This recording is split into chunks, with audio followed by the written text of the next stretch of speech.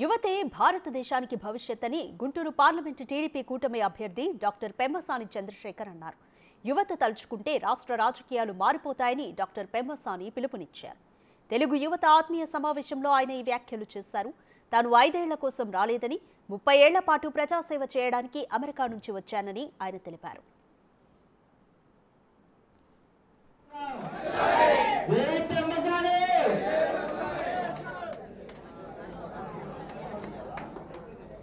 YCP పాలనలో ఒక్క పరిశ్రమ కూడా రాకుండా చేశారని, దీనివల్ల రాష్ట్రానికి జరిగిన మేలేమిటో సీఎం జగన్ చెప్పాలని డాక్టర్ పెమ్మసాని నిలదీశారు. ఈ విషయంలో యువతరం మేలుకొని రాబోయే 10 ఏళ్లు టీడీపీ అధికారంలో ఉండే విధంగా గెలిపించాలని కోరారు. సమస్యల సుడిగుండంలో కొట్టుమిట్టాడుతున్న రాష్ట్రాన్ని గాడిలో పెట్టగలిగే ఏకైక వ్యక్తి చంద్రబాబు నాయుడని డాక్టర్ పెమ్మసాని పేర్కొన్నారు. చంద్రబాబు సీఎం అయ్యాక యువత భవిష్యత్తుకు బంగారు బాటలు వేస్తారని, అభివృద్ధి ఎలా చేయాలో తెలిసిన నేత ఆయనేనని అన్నారు.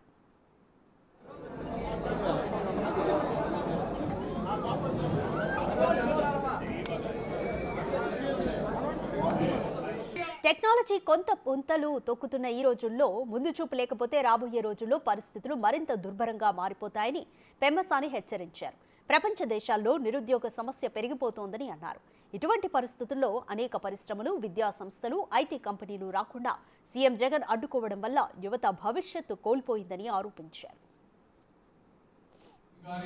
లోకేష్ గారు గాని, తెలుగుదేశం పార్టీ గాని ఈ సమాజానికి నెక్స్ట్ 10-20 సంవత్సరాలు ఏదైతే అవసరమో అవన్నిటినీ కూడా ఆలోచించి డిఫరెంట్ ప్రణాళికలతో ముందుకు వెళ్ళబోతా ఉన్నామని చెప్తా ఉన్నాను. మనం ఎందుకంటే ఒక ఐటీఏ కాదు, ముందు ఇక్కడ అగ్రికల్చర్గా, ఫుడ్గా కానీ, యూనివర్సిటీలుగా కానీ ఎన్నో మనం డెవలప్ చేయొచ్చు.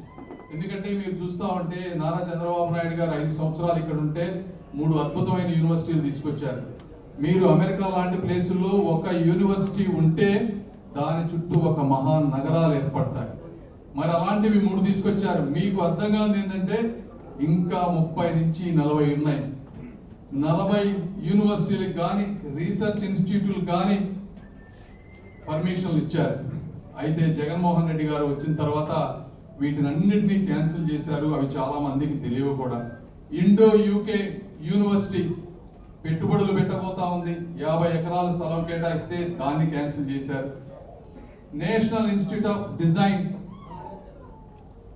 అంటే ఓన్లీ ఐటీ కాకుండా డిజైన్ రంగంలో కూడా భారతదేశం, మన విద్యార్థులు ముందు ఉండాలని నారా చంద్రబాబు నాయుడు గారు ఆలోచించి ఫ్యాషన్ టెక్నాలజీ అటువంటివి ముందుకు తీసుకెళ్తే దాన్ని కూడా క్యాన్సిల్ చేశారు.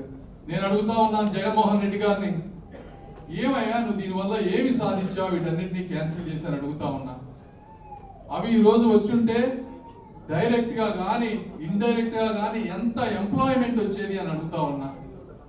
జగన్మోహన్ రెడ్డి గారు కానీ, వారి ప్రభుత్వంలో ఉన్నటువంటి మంత్రులు కానీ ఏ ఒక్క రోజైనా ఇంటి నుంచి బయటకు వెళ్ళి ఒక యూనివర్సిటీ అధిపతులతో కానీ, ఒక కంపెనీ వాళ్ళతో కానీ మాట్లాడి, సరే పోనీ ఈ ప్రాంతం నీకు నచ్చలేదు, వేరే ప్రాంతంలో ఎక్కడన్నా తెచ్చావా, ఆ ప్రాంత వాసుల కన్నా నీ వల్ల న్యాయం జరిగిందా, మరి ఎందుకు ఇంట్లో కూర్చొని కేవలం సంక్షేమ పథకాలని ఒకే ఒక్క దానితోటి డబ్బులు వేస్తా పోతే ఈ యువతంతా ఏమి చేయాలి ముందు అని అడుగుతా ఉన్నా.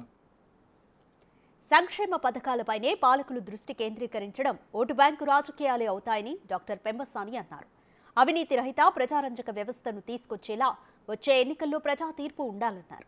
సమీప భవిష్యత్తులో జగన్ ఏపీ వైపు చూడకుండా ఉండేలా యువత వచ్చే ఎన్నికల్లో తమ సత్తా చూపాలని పెమ్మసాని పిలుపునిచ్చారు. గుంటూరు పశ్చిమ కూటమి అభ్యర్థి పిడుగురాళ్ల మాధవి మాట్లాడుతూ యువత సరైన నిర్ణయం తీసుకోవాల్సిన సమయం ఆసన్నమైందన్నారు. రాష్ట్రంలో ఇప్పటిదాకా ఏ రంగం వారైనా బాగా నష్టపోయిన వారు ఎవరైనా ఉన్నారు అంటే అది కేవలం యువత, అది కేవలం విద్యారంగం మాత్రమే. అన్ని పరంగా, అన్నిటి విషయాల్లో యువతని ఒక 50 ఏళ్ళు వెనక్కి తీసుకెళ్లిపోయింది గత ప్రభుత్వం. అది మనం చూసాం. ఫీజు రియంబర్స్మెంట్ లేవు, చదువుకున్న వాళ్లకు ఉద్యోగాలు లేవు, ఎటు వెళ్లాలో తెలియని ఒక అగమ్య గోచరం. చదువుకున్నారు, అమెరికాలు వెళ్ళాలి, ఉన్నత చదువులకి వెళ్ళడానికి నిధులు లేవు. ఏం చేయాలో తెలియదు. ఇంత పవర్, ఇంత ఎనర్జీ ఎటు పోవాలో కూడా తెలియని పరిస్థితుల్లో అలా నిస్తేజమైపోయి నిర్వీర్యం అయిపోయిన పరిస్థితి ఏర్పడింది ఈరోజు. ఇలాంటి పరిస్థితులన్నింటిలో నుంచి మనం బయటికి రావాలి. ఇందాక సార్ అన్నట్టు ప్రభుత్వాల్ని పైకి తీసుకురావాలన్నా కూల్చాలన్నా యువతే. కాబట్టి మీరంతా సరైన నిర్ణయం తీసుకోవాలి. ఇప్పటికే మీరు ఏ నిర్ణయం తీసుకోవాలో మీకు బాగా అర్థమైపోయింది. అయితే మీ స్నేహితులకి, మీరు ఉంటున్న చుట్టుపక్కల సమాజానికి దీన్ని తెలియపరచడం, వారికి అర్థమయ్యేలాగా చెప్పడం కూడా మీ బాధ్యతే. మన మనసుల్లో ఒక విషయం గురించి ఎంత లోతైన అవగాహన ఉంటే దాన్ని మనం పక్కన వారికి చెప్పగలుగుతాం.